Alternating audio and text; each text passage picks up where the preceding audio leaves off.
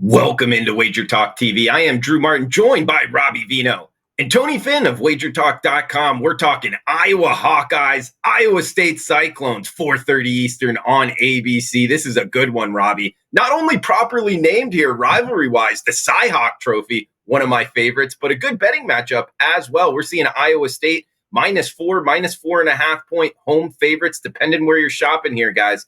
46 being the total. Ranked on ranked. You interested in betting anything in Ames, Iowa, Saturday, Robbie?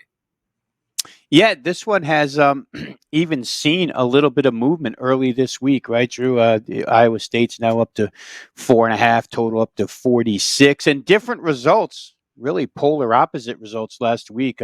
Iowa State, life and death with FCS Northern Iowa, while Iowa was absolutely annihilating one of the offseason darlings in college football, Indiana, a team that people have very, very high expectations for. And just to run through some numbers in that game real quick here, Iowa defensively, they only allow 11 first downs.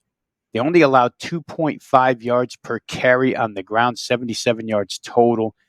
Only 233 total yards overall, 3.6 per play. This is, a Michael Penix Jr. led offense.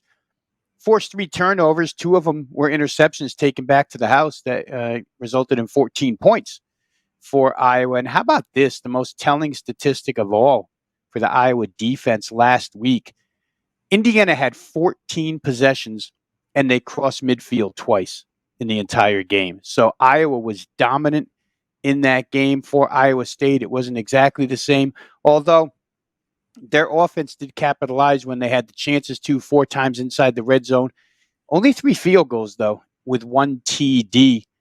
In their 10 drives total, they had 6 punts. So, the Brock Purdy, Breece Hall, Heisman Trophy talk didn't really happen against Northern Iowa. For those who don't know, Northern Iowa, where FCS is concerned, has been and is still probably one of your 5 best defenses in FCS. So really no surprise that Iowa State would have some trouble, but it's the level of trouble that they had with Northern Iowa that's a bit concerning here.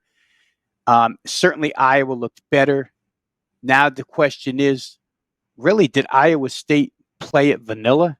Were they in anticipation of the Iowa Hawkeyes? Did they figure that Northern Iowa was just a walkthrough?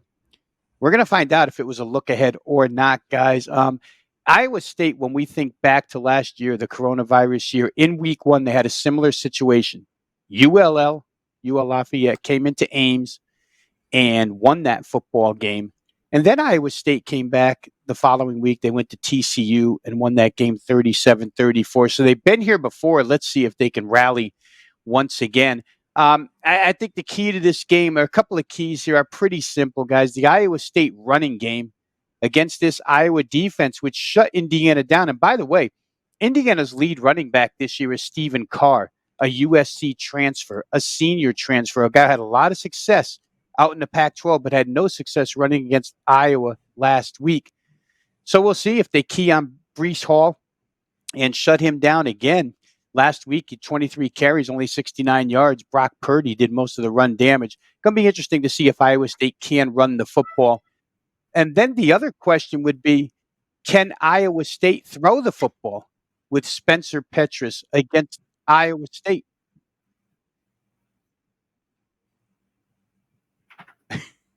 Sorry, guys. I was hearing stuff in my ears there. Listen, here's one real big key for the Iowa team against Iowa State this week.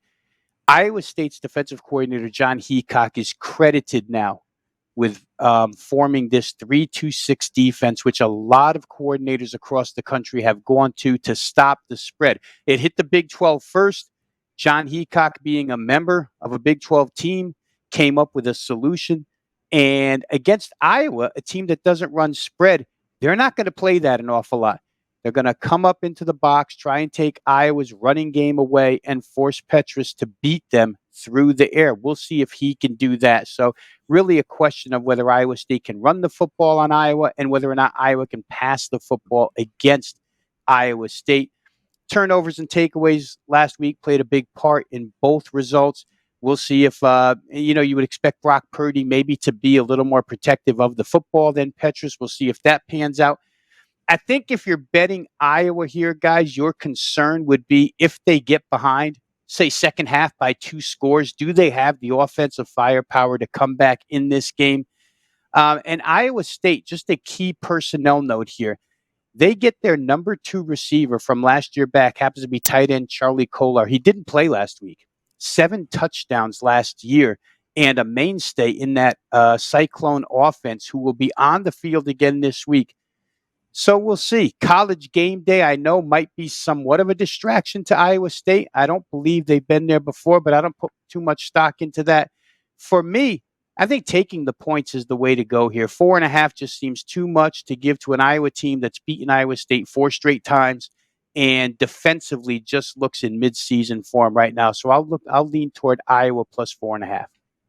Okay, leaning towards the dog here in Iowa. And Tony, coming to you next, it's a situation in week 2. To tell you the truth, we don't see a lot of this in sports betting overall, where the odds makers were 50 points off combined here, meaning Iowa beat the closing spread by 25 points, and Iowa State fell 25 points short against their week 1 opponent, Northern Iowa. So the odds makers, the betting public, was really off in week 1. That makes for a tricky handicap here in the CyHawk game, Iowa State. What do you like in Ames Saturday?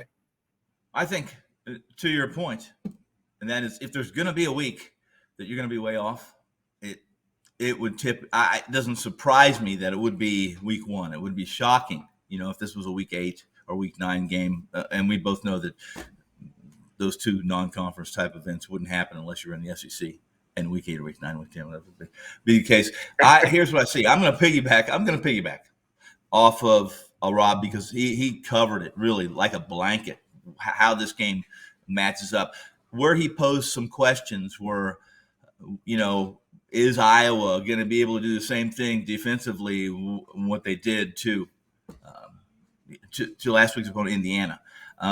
Here's the deal. I think that Indiana is in a season where they have there's no place to go down for them, no place to go but regression-wise. I would have said the same thing for Iowa State if it weren't for a couple of changes. Rob covered them. The fact is that they're going to get this tight end back. That was a big question for me. And I think what you're going to see is this, and that is, listen, Tyler Goodson is obviously one of the key players. He averaged 109.6 yards during Iowa's 7-game winning streak, dating back to last season, 8 rushing touchdowns. They weren't really good. And while he may have gotten his yards and they may have clubbed Indiana, I see this as kind of a reversal of fortunes for Iowa. Moss is a key for them in the secondary. And the biggest deal here for me, I think, is can Iowa stop Breece Hall? Obviously, Iowa State, there was question marks around the tight end. Charlie Kolar's going to play. I agree with that's what I'm hearing too. It's obviously Rob's hearing too. Linebacker Mike Rose, reigning Big 12 Defensive Player of the Year, is going to do to the Iowa running game what Indiana failed to do, basically. Iowa's quarterback. Listen, this Iowa team continues to win despite a relatively mediocre play from Spencer Petras. I mean, it's a pretty mediocre stat line. He completed 57% of his passes in 2020. That's if you are going to weigh 2020. In a lot of situations, I just kind of throw it to the side or throw it to the ditch because there were so many questions, so many unknowns that as unreliable as teams were in 2020, so are the stat lines in many cases. For the key in this game, here's one of the keys, and that is this game set at 3.5. There was a chance for any of the sharps to jump Iowa. If they really believed Iowa were the play here with that hook, they didn't do it. In fact, I'm seeing a line that's moved all the way to 5.5 on Iowa State at Penny. And again, in college, another key number. They've passed it. It has not been jumped. So if you pay attention to the line or you put any weight on those kind of key numbers in college football, especially early in the season where the sharps feel like they have an advantage, they usually take care of those. They usually jump those hooks and stop that rush of the move or any kind of trending or any kind of steam. It wasn't done. I listen, I'm Iowa State is Iowa State. They're going to probably have their best season. At least this is their chance to have their best season. They bring back key players that are important. Their schedule, albeit some people say it's easy, some say it's hard. It's really, I think it's right in the middle. And this is a game that they want badly. They, this coaching staff at Iowa State has not beaten Iowa, regardless of where they played. They didn't play. I think they were supposed to play last year. Did they play last year or not? One of the years they didn't play. I don't believe so, no. Right, exactly. And this situation, despite all of Matt Campbell's success, he has yet to beat this team, and it's a pretty big deal. This is College Game Day, guys. They've switched it. This is Saturday, ESPN College Game Day. And while Campbell and Fritz have a relationship, there'll be no mercy in this game tomorrow. I didn't release them, but if I'm playing this game, and I personally have already played it, I really like Campbell, Iowa State, and I like it by margin. Cyclones, he's Tony Finn. Also, Rob Vino, you heard from him. Check them both out, WagerTalk.com and their experts pages. Guys, thanks for tuning in. Enjoy the game.